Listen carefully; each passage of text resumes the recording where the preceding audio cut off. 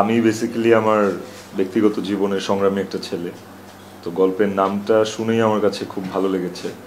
তারপর তো গল্পটা পড়ার পর আমার কাছে মনে হলো যে what a fantastic story it is. আর যেখানে সংগ্রাম করা লাগে ওই ওই জায়গায় আসলে আমি সবসময় এগিয়েই থাকি। আমার কাছে মনে হয় সংগ্রাম ছাড়া জীবনের কোনো মানে নাই। তো গল্পটার সাথে আমার ব্যক্তি জীবনেও একটু একটু মিল আছে। তো আমার কাছে গল্পটা ভালো লেগেছে at the end of the day, এই জন্যই আসলে করা। স্ট্রাগলিং ডেজ বা হার্ড ডেজ তো অনেক ছিল, এবং আমার কাছে ওই দিনগুলো আমার কাছে খুব প্রেশাস, খুবই মূল্যবান। এবং ওই দিনগুলো ছাড়া আমি তো নিজেকে কল্পনা করতে পারি না। আর আমি ওই দিনগুলো কখনো ভুলতেও চাই না।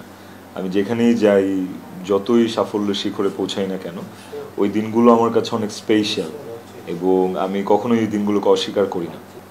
একটা মানুষ আসলে আহ, তার সফলতায় পৌঁছায় তার নিজস্ব স্ট্রাগলের কারণে। আসলে পুরোটা জার্নিতে, এই স্ট্রাগলিং জার্নিতে বা হার্ডওয়ার্কিং ডেজ যেটা বলি আমরা, ওই জার্নিতে অনেক মানুষ আসে, অনেক মানুষ থেকে যায়, অনেক মানুষ চলে যায়, অনেক মানুষ হয়তো বা বিট্রে করে, অনেক মানুষ হয়তো বা শেষ অবধি থাকে।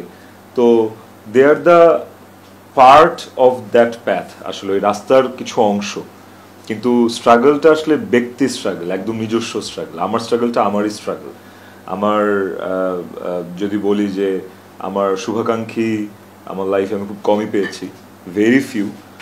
আবার আমি যদি রিভার্সটা বলি যে আমাকে সাপোর্ট করেনি বা আমার মাথায় হাত বুলায়নি এমন মানুষের সংখ্যা অনেক।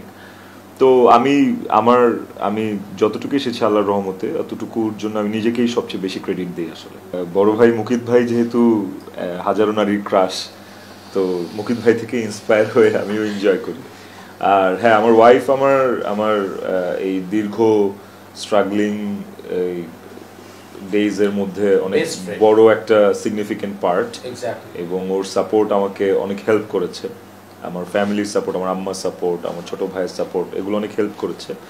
বাট ওদের ওই সাপোর্টটা আমাকে আসলে অর্জন করে নিতে হয়েছে। It was not free, it was not free আসলে। যেটা হয়েছে যে আমি অনেক ট্রাভেল করি। আমি পুরো বছরের মধ্যে আমার 3-4টা ট্রাভেল থাকে আমার ফ্যামিলিকে নিয়ে, আমার বাচ্চা ওখানে ইনক্লুডেড থাকে। আর মাঝে মাঝে যেটা হয় যে আমি খুব সলো ট্রাভেলও করি। সো সারা বছরের 50% ট্রাভেল আমার সলোও থাকে। তো ফ্যামিলিকে নিয়ে ট্রাভেলের মজাটা ভিন্ন, আর একা একা ঘোরার মজাটাও আমার কাছে ভিন্ন।